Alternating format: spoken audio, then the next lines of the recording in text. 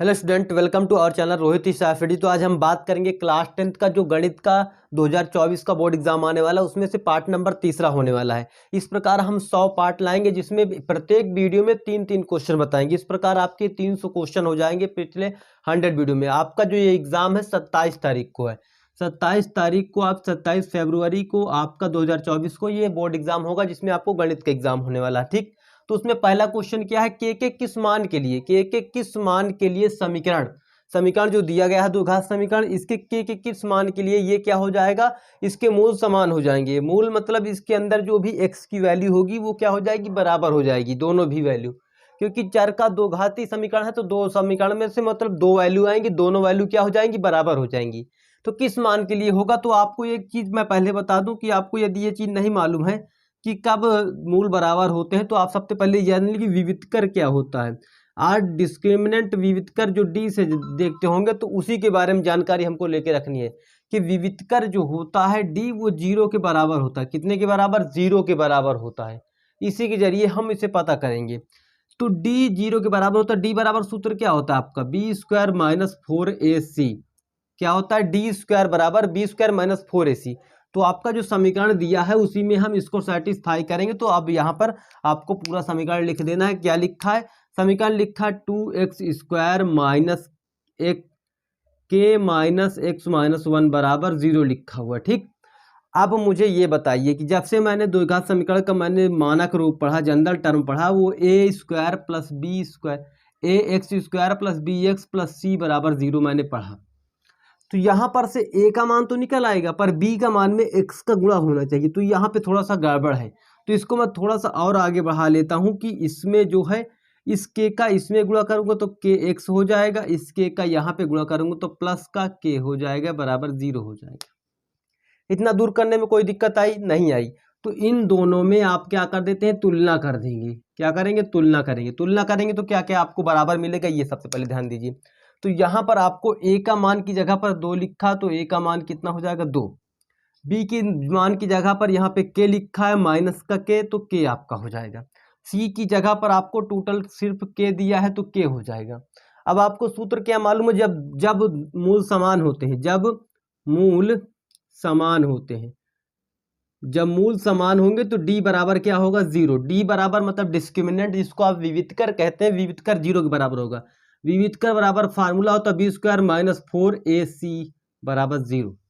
ठीक, अब b² का मतलब b का मान कितना है, k है, तो k - k का होल स्क्वायर बराबर माइनस 4 × a का मान कितना है, 2 है, और c का मान कितना है, k है, बराबर 0 होता है। इतना दूर तक आपको क्लियर हो चुका होगा। तो यहाँ पर इसको यदि आप k का वर्ग करेंगे तो क्या हो जाएगा, -k का वर्ग करेंगे तो k² हो जाएगा, माइनस इसका इसमें गुणा करेंगे तो 8k हो जाएगा, बराबर 0 हो जाएगा। यहाँ तक भी क्लियर हो गया। इन दोनों में कॉमन क्या मिल रहा है, इन दोनों में कॉमन k मिल रहा है। ठीक, और क्या बचेगा, क्या 2k थे तो 1k कॉमन ले लिए तो 1k बचा, और बचा 8 बराबर क्या हो जाएगा, 0। तो k बराबर कितना हो जाएगा, 8 हो जाएगा, और 1k बराबर 0 हो जाएगा। कैसे हो जाएगा, इसके को 0 के बराबर रखेंगे तो 8 आ जाएगा, इस k को 0 के बराबर रखेंगे तो k बराबर 0 ही आ जाएगा। तो k के 8 जो वैल्यू होगी उसके लिए क्या हो जाएगा, ये जो विविधकर होगा, इसका मतलब इसके जो मूल होते हैं वो समान हो जाएंगे। k के किस मान के लिए, 0 या 8 के लिए। तो आप इसको बहुत आसानी तरीके से हल कर सकते हैं। आपको केवल ये फार्मूला होना चाहिए याद कि जब मूल समान होते हैं तो विविधकर 0 के बराबर होता है। विविधकर का फार्मूला याद कर लेना, आपके सवाल आसानी से हो जाएगा। तो चलिए अब देख लेते हैं क्वेश्चन नंबर दूसरे को। ये तो पहला क्वेश्चन था जो कि 2022 के जो बोर्ड एग्जाम था उसमें आया गया था। 2022 के बोर्ड एग्जाम में ये क्वेश्चन पूछा गया है। ऐसे क्वेश्चन बार बार रिपीट करते, थोड़ा सा वैल्यू चेंज करेगा, बाकी क्वेश्चन वही टाइप्स कराएगा, पूरा का पूरा क्वेश्चन वही रहेगा।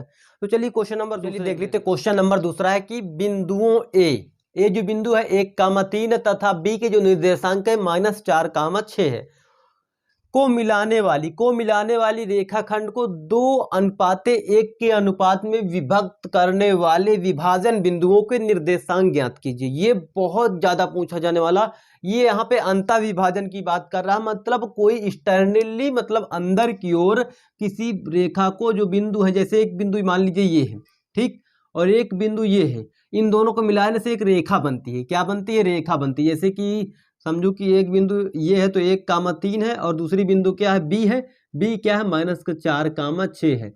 तो इसको जो रेखा मिलाकर जो बनती है रेखा, उस रेखा को 2:1 के अनुपात में विभाजित करती, मतलब अनुपात कितना है रेखा का 2:1।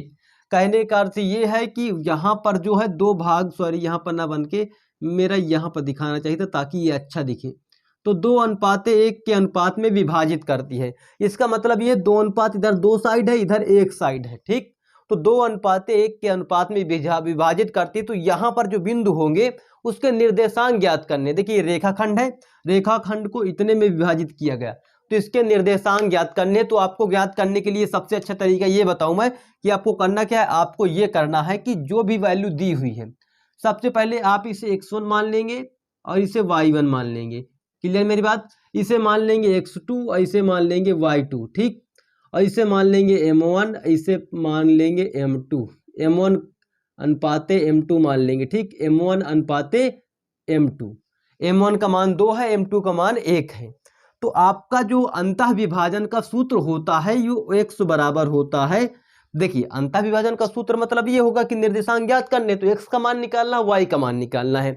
तो x का मान निकालने के लिए आपको होता है formula m1 x2 plus m2 x1 बटे m1 प्लस m2। जो भी अनुपात है, देखिए m1 m2 और x1 x2 आप तो जानते होंगे ना, यहाँ पर से वैल्यू देख देख कर तो जान चुके हैं। तो m1 का मान आपको कितना दिया है यहाँ पर, तो आप देख सकते हैं m1 का मान यहाँ पे 2 दिया गया है। तो m1 की जगह पर क्या रख देंगे आप 2 रख देंगे। x2 की जगह पर आपको कितना दिया -4 दिया तो गुणे में -4 रख देंगे, प्लस m2 का मान कितना दिया 1 है और m1 का मान x1 का मान कितना है 1 है, इन दोनों का मान 1 है बटे कितना लिखेंगे m1 प्लस m2, m1 का मान कितना 2, m2 का मान 1 है तो 2 और 1 जोड़ के कितना हो जाएगा 3 हो जाएगा।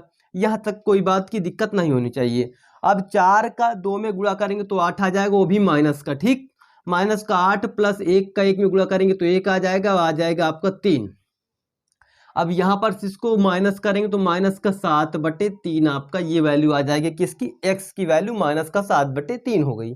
अब इसी प्रकार y की वैल्यू निकालने के लिए आपको फार्मूला बता दूं, तो y की वैल्यू निकालने के लिए आपका फार्मूला होता है y बराबर m1 y2 into m2 y1 बटे m1 प्लस m2।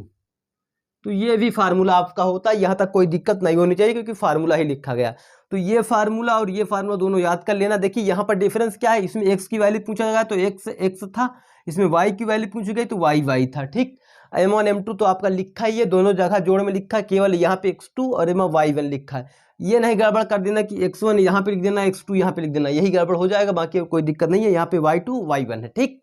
अब यहाँ पर भी वैल्यू ऐसी उसी प्रकार रखेंगे। तो m1 का मान आपको मालूम है 2 है और y2 का मान कितना है 6 है, तो 6 का गुणा में लिखेंगे, प्लस m2 का मान 1 है और यहाँ पे y1 का मान कितना है 3 है, इस प्रकार लिखेंगे, बटे कितना लिखेंगे m1 plus m2। m1 plus m2 का मतलब है ये m1 को जोड़ेंगे m2 को जोड़ देंगे, तो m1 m2 को जोड़ेंगे तो कितना हो जाएगा 3 हो जाएगा, बराबर क्या होगा इसका इसमें गुणा करेंगे तो 6 दूनी 12 हो जाएगा, प्लस 3 दूना 6, 3 एकम 3 बटे 3 12 और मतलब 3 को जोड़ेंगे 15, 15/3 इसको भाग दे देंगे 5 3 15।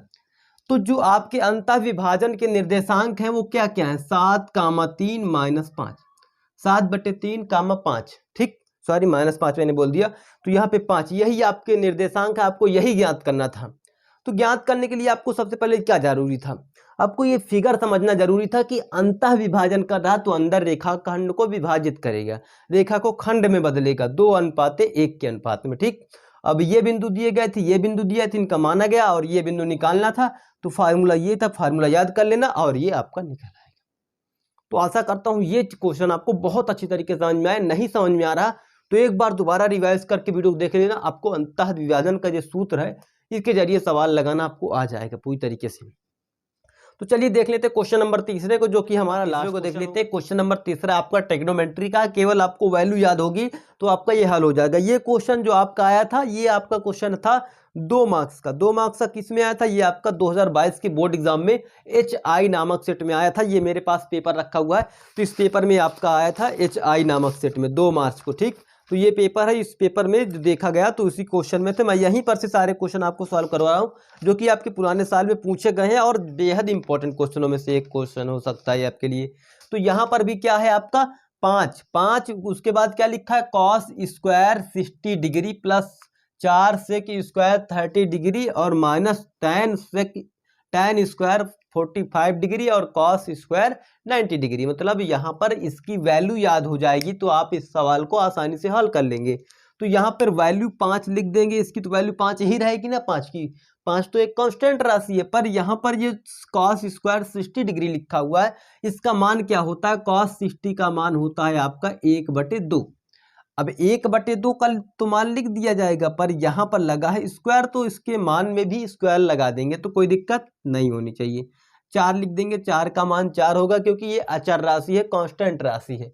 और यहाँ पे सेक स्क्वायर थीटा का मतलब सेक 30 डिग्री का मान कितना होता है, देखिए कॉस के जो 30 डिग्री का मान होता है √3/2 होता है, तो सेक का क्या होगा, इसका उल्टा होगा तो 2√3 मतलब 2/√3, इसका क्या कर देंगे होल स्क्वायर करेंगे क्योंकि यहाँ पर भी स्क्वायर लगा हुआ है, प्लस माइनस बनाएंगे। और tan 45 डिग्री का मान 1 होता है, 1 की घात में चाहे जो कुछ लगा दो उससे कोई फर्क नहीं पड़ने वाला, इसको चाहे 1 ही लिख देते तब भी कोई दिक्कत नहीं थी, पर लिखना चाहिए था। अब यहाँ पे cos 90 डिग्री का मान कितना होता है, 0 होता है, तो यहाँ पर 0 की स्क्वायर करेंगे तो कोई फर्क नहीं पड़ेगा यहाँ पर भी। अब इसको थोड़ा सा और आगे बढ़ के हल करेंगे, तो यहाँ पर यदि 1 का वर्ग मतलब 1/2 का वर्ग करेंगे तो क्या हो जाएगा, 5/4 हो जाएगा। 1 का वर्ग क्या होगा, 2 × 2 = 4 हो जाएगा। अब यहाँ पे प्लस, अब इसका वर्ग करेंगे तो क्या हो जाए, 2 का वर्ग करेंगे तो कितना आ जाएगा, 2 का वर्ग करेंगे तो आप 4 पाएंगे।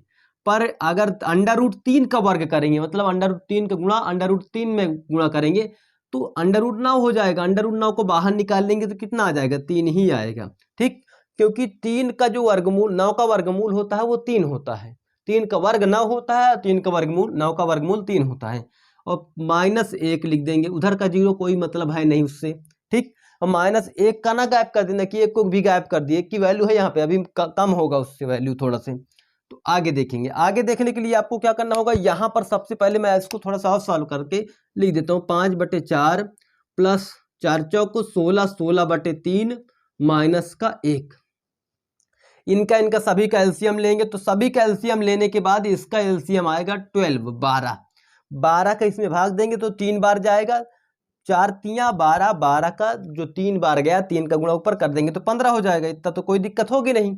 और 3 का इसमें भाग देंगे तो 4 बार जाएगा, 4 का इसमें गुणा कर देंगे तो कितना हो जाएगा, 16 चौको 64 हो जाएगा, प्लस माइनस का 1, इसके बटे में क्या मान लेंगे 1, सॉरी यहाँ पे मैं लिख दिया 1 के बटे में 1 मान लिया तो 12 बार जाएगा, 12 का 1 में गुणा करेंगे तो 12 ही आ जाएगा। अब यहाँ पर फिर आगे सॉल्व करेंगे तो यदि आप 15 से 12 घटा लेंगे तो कितना बचेगा, 3 ही तो बचेगा ना, 15 से 12 घटाएंगे तो 3 बचेगा, 3 इसमें जोड़ देंगे तो ये 67 बटे कितना हो जाएगा, 12 हो जाएगा। तो यही आपकी सही राइट वैल्यू हो जाएगी 67/12। ये बहुत इंपॉर्टेंट क्वेश्चनों में से एक क्वेश्चन हो सकता है, ऐसे क्वेश्चन बन सकते हैं, मतलब इनके बनने के चांस बिल्कुल 101% होते हैं, क्योंकि ये क्वेश्चन बहुत ही आसान क्वेश्चनों में से एक क्वेश्चन होते हैं जिसमें केवल वैल्यू याद होनी चाहिए थी और हल करने का तरीका आना चाहिए था। देखिए यही वैल्यू थी जो आपको याद होनी चाहिए थी, और नहीं याद है तो पूरा टेबल का टेबल मैंने ट्रिग्नोमेट्री के इकट्ठा सूत्र बताए हुए हैं, तो उस वीडियो को जाकर देख लीजिएगा, आपको सारा का सारा डाउट क्लियर हो जाएगा। तो चलिए मिलते हैं नेक्स्ट वीडियो में, तब तक के लिए जय हिंद जय भारत। और इसी प्रकार ये हमारा तीसरा वीडियो था, इसके बाद चौथा भी आएगा, इस प्रकार 100 तक आएंगे, तो इसका मतलब आपको 300 क्वेश्चन सीखने का मौका बहुत अच्छी तरीके से मिलने वाला है।